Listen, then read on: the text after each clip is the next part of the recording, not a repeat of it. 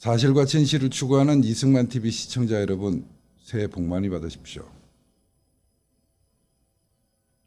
저는 3년 전 이승만 서거 53주기 특강으로 망명인가 추방인가 1, 2편 그리고 거인의 위대한 황혼 1, 2편을 통해 여러분과 만난 적이 있는 이동욱 기자입니다.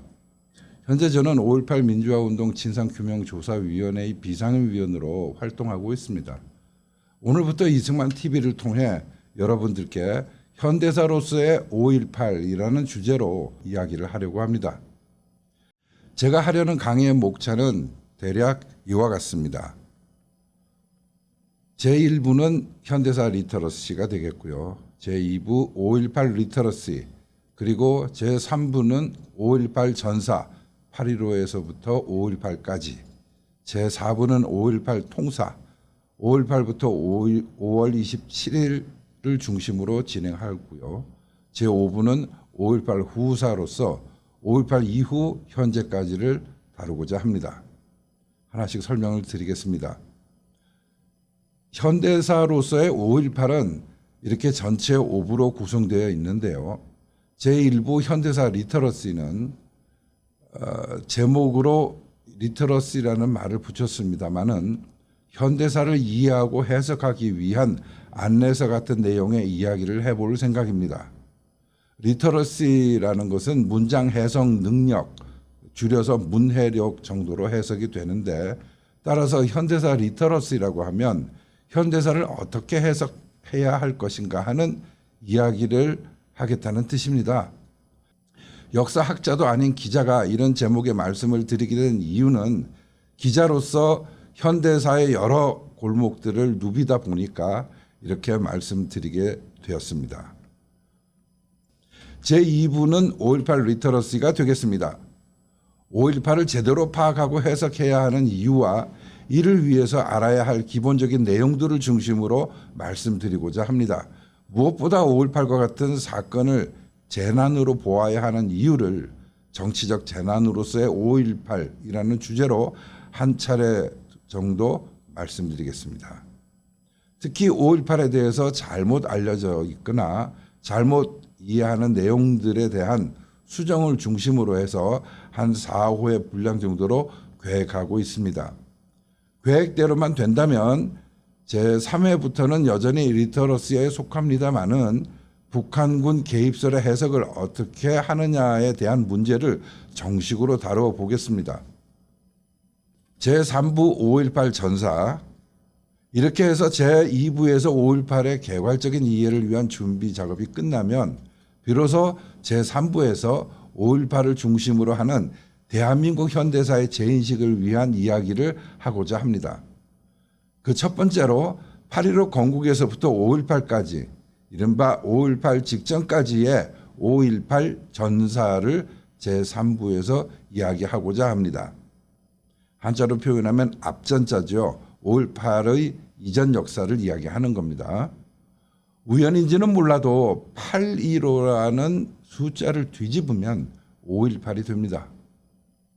저는 5.18 전사를 연구하면서 이 사실을 떠올릴 때마다 긴장을 하지 않을 수 없었습니다. 잘못하면 대한민국이 뒤집어질 수도 있겠다 하는 경각심 때문이었습니다. 이렇게 5.18 전사를 마치면 제4부에서 5.18 통사로서 5월 18일부터 27일까지의 이른바 광주 민주화 항쟁 기간을 중심으로 해서 79년부터 80년 6월 초까지를 자세히 들여다볼 생각입니다. 지금도 현재 저희 위원회에서는 70여 명의 조사관들과 함께 단일 사건이 한 200여 개가 되는데 이 모든 것을 나날이 살펴보고 있습니다.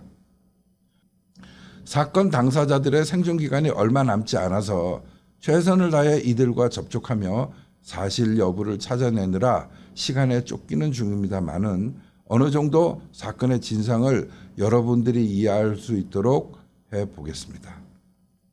이 사건이 끝난 뒤부터 오늘에 이르기까지 저를 포함한 여러분 모두가 이 사건을 어떤 방식으로 취급해 왔으며 정치권은 어떻게 이용해 왔는지를 제5부 5.18 후사로서 말씀드려 보겠습니다.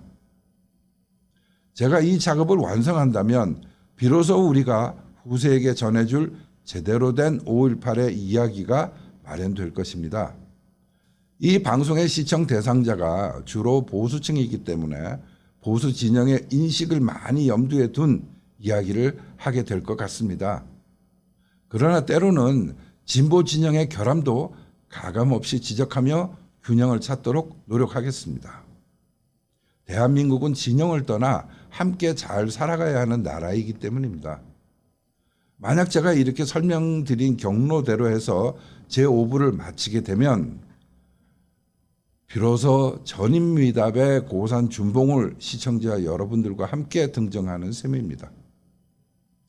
저로서는 현대사로서의 에베레스트 산을 올랐다고 할 수 있을 겁니다. 이상과 같은 방식으로 5.18을 중심으로 해서 대한민국 현대사를 정리해 보면 과연 역사란 오늘을 비추는 거울이라는 말을 실감하게 될 것입니다.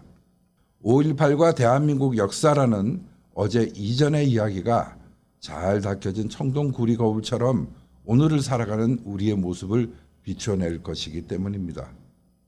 비로소 우리가 어떻게 살아왔으며 앞으로 어떻게 살아가야 하는지도 어느 정도 알 수 있지 않을까 합니다. 역사를 통한 정체성의 확립과 국민적 결속은 이런 노력을 통해야만 비로소 가능하지 않나 싶어서 애를 써보는 중에 이승만 학당의 이용훈 교장 선생님의 배려로 이렇게나마 여러분을 뵙게 되었습니다. 이 자리를 빌어 이용훈 교장 선생님께 다시 한번 감사를 드리며 제1부 현대사 리터러시 그 첫 번째 편을 시작하겠습니다. 제1부 현대사 리터러시 오늘의 주제는 고증학으로는 현대사를 할 수 없습니다라는 내용입니다. 고증학이라는 방법론의 한계를 말씀드리고자 합니다. 먼저 역사의 시대 구분을 한번 보시죠. 고대에서부터 중세, 근세, 근대 그리고 현대를 넘어서 나중에 현대 후기까지 등장합니다만 잘 아시다시피 역사를 시대로 구분할 때 옆에 PPT에 나오는 글처럼 고대와 중세, 근세, 근대 그리고 현대로 나눕니다. 그런데 이 현대라는 시기의 구분은요. 지역별로 상이합니다. 아시아의 지도가 나와 있는데 여기에서 보시면 한국과 일본은 2차 대전이 끝나고 일본 제국주의 시대가 붕괴된 1945년 8월 15일 이후부터를 현대라고 정의하는 반면에 이 중국은요. 1949년 10월 1일 국공내전 이후 중화인민공화국의 성립부터를 현대라고 합니다. 대만은 45년 10월 25일 중화민국에 편입된 이후를 현대라고 부르죠. 또 베트남의 경우는요. 월남전을 겪던 시기를 근대로 밀어놓고 1976년 7월 2일 남북 베트남의 통일 이후를 현대로 시기 구분하고 있습니다. 마찬가지로 유럽도 국가별로 약간씩 상이합니다. 유럽 지도가 나와 있는데요. 이탈리아와 프랑스, 독일 같은 경우 다 다릅니다. 이탈리아는 1946년 6월 12일 이탈리아 공화국 성립 이후로 기점을 잡는 반면에 프랑스는 1958년 10월 4일 제5공화국 성립 이후로 하고 있고요. 독일은 2차 대전 이후를 현대로 잡고 있으면서도 동서통일 이후를 현대 후기라는 기준으로 삼고 있죠. 아마 우리가 남북 통일이 되면 국가체제의 규모와 형태가 변함에 따라서 또 다른 시기 구분을 하게 될지도 모르겠습니다. 냉전시대 지도의 이미지가 나오고 있네요. 그러나 보통 현대라고 할 때는 저런 2차 대전 이후 미국과 소련의 두 강대국을 중심으로 세계 질서가 재편되던 시기를 말하고 1989년 소련과 사회주의권이 붕괴된 시점부터를 현대 후기라고 구분짓고 있습니다. 그런데 학문적으로 특정 시기를 기준으로 구분짓는 현대사와 달리 현실에서의 현대사는 저희 경험상 사건 관계자들과 그 이웃들, 증언자나 목격자들이 생존 중인 시기로 구분하는 편이 훨씬 더 실제적이라고 생각합니다. 이 문제를 왜 거론하느냐에 대해서 말씀드리겠습니다. 저는 5.18 민주화운동 진상규명조사위원회 위원으로 활동한 지 3년째 접어들고 있습니다.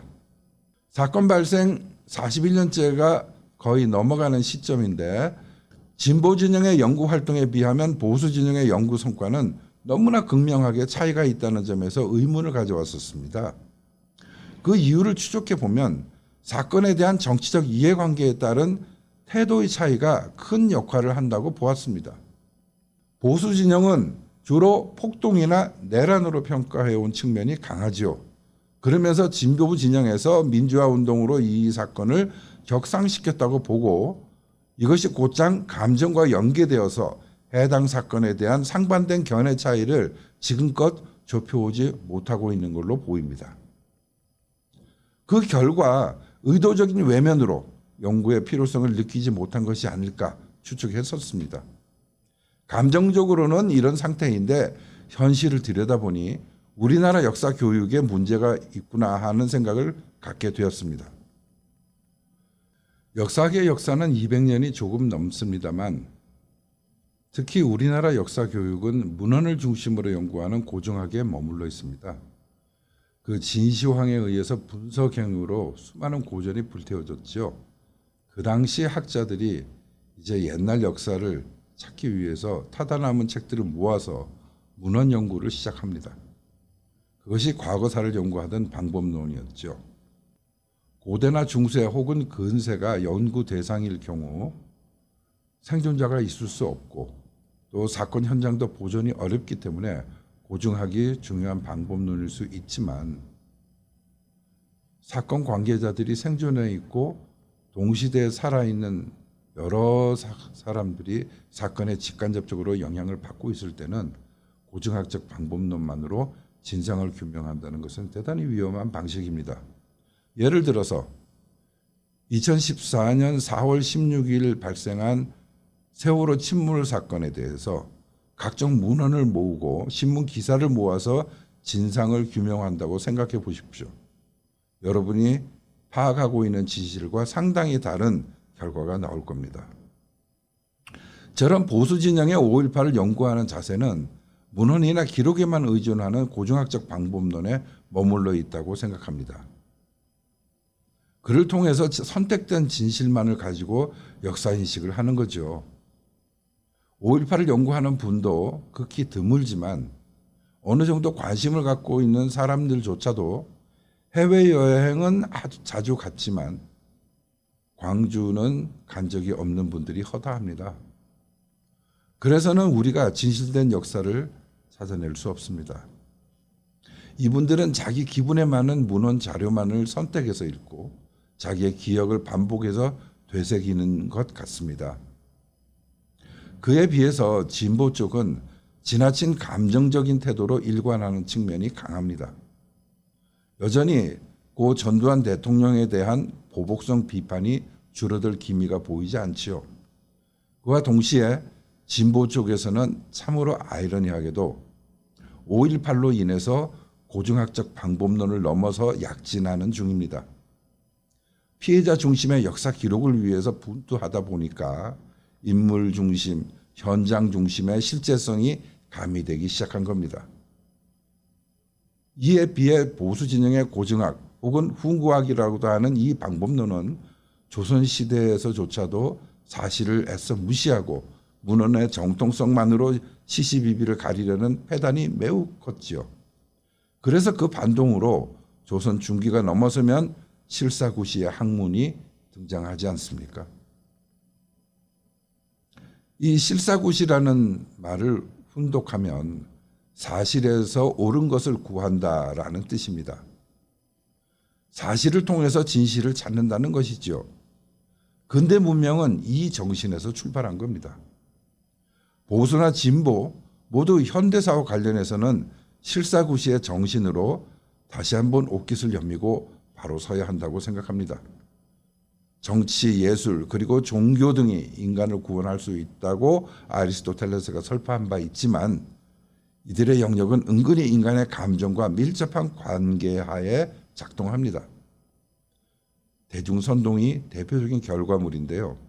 수천 년간 정치나 예술 그리고 종교가 인류를 얼마나 구원했던가 하는 생각을 하면 회의가 들 만도 하죠.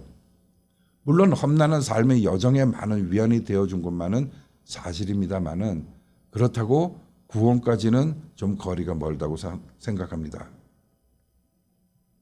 그러나 완전하지는 않지만 대략적으로는 인류를 구원해온 것이 무엇이다라고 이제는 말할 수 있지 않을까 합니다. 저나 여러분이나 우리는 현재 20세기와 21세기 두 세기를 거치면서 경험하는 중입니다. 그러니까 이제 어느 정도 알만하지 않을까요? 인류 문명의 발달, 인간 수명의 연장, 영아 사망률의 감소 이런 것들은 감정이 아니라 이성에서 비롯된 것이다라고 말이죠. 자, 3년 전부터 시작된 바이러스 코비드-19가 인류 전체의 명줄을 쥐고 흔들어 댔습니다마는 인류는 정치나 예술이나 종교로 그와 대응하지 않고 의학으로 대처하면서 인류 멸종의 위기를 넘기고 있죠. 그렇습니다. 바로 과학기술이 인간을 구원하는 도구로 사용되어 온 겁니다. 그 저변은 다름 아닌 실사구시의 정신이었던 거죠. 5.18과 같은 현대사는 실사구시의 정신으로 탐구해야 하는 영역입니다. 사실이라는 근거를 바탕으로 사건을 해석해 갈 때 비로소 진실에 도달한다는 것입니다. 이것은 종군 위안부 문제에서도 동일하게 적용되는 방법론입니다. 감정이 기준이 되어서 역사적 사실을 외면하면 엉터리 역사를 후손에게 물려줄 수밖에 없습니다. 자기 진영의 집단 환상을 극단적으로 미화시킨 결과물이 이 소녀상이 아닌가 생각됩니다. 5.18도 마찬가지로 이성을 바탕으로 접근해서 들여다보아야 이 비극적인 사건의 재발 방지책을 마련할 수 있는 게 아니겠습니까? 흔히 광주 사태라고 표현하면 기분 나쁘다고 상대를 공격하고 5.18을 폄훼했다, 왜곡했다라고 이야기하고 폭동이라고 하면 죽일 듯이 달려들고 하는 그런 일은 이제는 그만둘 때도 되지 않았나 합니다. 5.18은 사실 여러 가지 성격이 복합적으로 뒤엉켜 있는 현대사의 대형 사건입니다. 발생한 지 이제 42년째에 접어드니 우리가 모두 좀 차분해질 때도 되지 않았나 싶습니다. 분노, 적개심, 증오감 이런 것들도 이제는 어느 정도 내려놓고 돌아볼 필요가 있다고 생각합니다. 5.18의 항거 방식은 무장항쟁으로 귀결됩니다. 여기에는 동의를 하면서도 무장항쟁이 격화되는 과정에 반드시 거쳐야 하는 폭동의 단계는 부정하는 것도 모순이지요. 오히려 여러분들께서 당당하게 그래 폭동이다, 폭동으로 무장항쟁을 했다 이렇게 이야기를 해도 이제는 부끄럽거나 불명예스러운 사람으로 인식되지 않도록 우리 법에서도 민주화 운동이라고 규정해 놓고 있지 않습니까?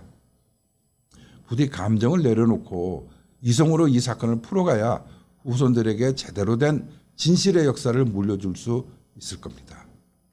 5.18도 관련자들이 여전히 살아있고 재해석되어야 할, 또 재조사되어야 할 사건과 증거들이 여전히 남아있는데도 특정 시각에 편중된 채 기록된 문헌들만으로 이 사건을 이해하고 결론을 내리려고 한다면 틀림없이 분열된 역사, 서로 다른 역사를 우리 후손들에게 전해주게 되는 겁니다. 여러분, 이 분열된 역사, 서로 결이 다른 역사, 이게 무슨 뜻인지 아시겠습니까? 동고동락하며 함께 잘 살기 위한, 결속을 위한 하나의 역사가 아니라 서로 치고받고 그리고 총질을 하며 싸우는 내전으로 갈라지라는 의미입니다. 그런데 지금도 그런 조짐이 많이 보이지 않습니까? 전라도 비하는 그 어느 때보다 심해졌습니다. 도대체 전라도에서 태어난 것이 무슨 죄라도 되는 듯이 도처에서 그런 일들이 벌어지고 있고 그 많은 언론 매체 어느 한 곳도 정색하고 이 문제를 심각하게 다루지 않죠. 그렇다면 전라도를 떼어놓고 대한민국만이 성립해야 한다고 생각합니까? 저는 그럴 수 없다고 생각합니다. 제 이야기는 5.18도 현대사이고 현대사는 문헌이나 주의 주장만으로 해석되어서는 안 된다는 걸 말합니다. 실사구시의 정신으로 사실관계를 잘 따져서 이성적으로 해석할 수 있다면 우리 모두가 공동으로 기억할 수 있는 현대사를 만들 수 있다고 생각합니다. 현대사는 이처럼 문헌의 축, 인간의 축, 그리고 현장의 축에서 측정되어서 한 공간에서 만나는 지점을 찾아내고 그 지점이 현대사로 기록되는 사건의 진실이 머물고 있는 지점이라는 것입니다. 이것이 바로 실사구시적 역사연구 방법론이자 현대사 연구 방법론일 것입니다. 저와 같은 기자나 사건을 수사하는 수사관들이 진상을 밝힐 때 쓰는 방식이지요. 종군 위안부의 문제도 만약에 아직 남아있다면 그 위안소의 현장을 보존하고 연구 대상으로 삼아야겠죠. 위안부의 수기나 일기, 각종 자료들도 진실의 한 지점을 가리키는 중요한 나침판입니다. 게다가 이제는 거의 다 돌아가셨지만 생존했을 때의 정확한 증언들이 모아져서 그 진실이라는 한 지점을 찾아낼 때 비로소 우리는 위안부의 진실을 역사로 기록할 수 있을 겁니다. 5.18도 마찬가지 방법론, 뜨거운 감정이 아니라 냉철한 이성으로 사실관계를 따져가야 한다는 뜻입니다. 신념과 사실이 충돌할 경우에 주저없이 사실을 선택하고 가야 한다는 것을 말씀드립니다. 오늘은 5.18과 관련한 많은 분들이 안고 살아온 가슴에 쌓인 상처에 대한 말씀을 드리면서 마칠까 합니다. 외상후 스트레스성 장애 PTSD라고 합니다. 이것은 비극적인 사건으로 인해서 우리의 정신이 심각한 부상을 입었음을 의미합니다.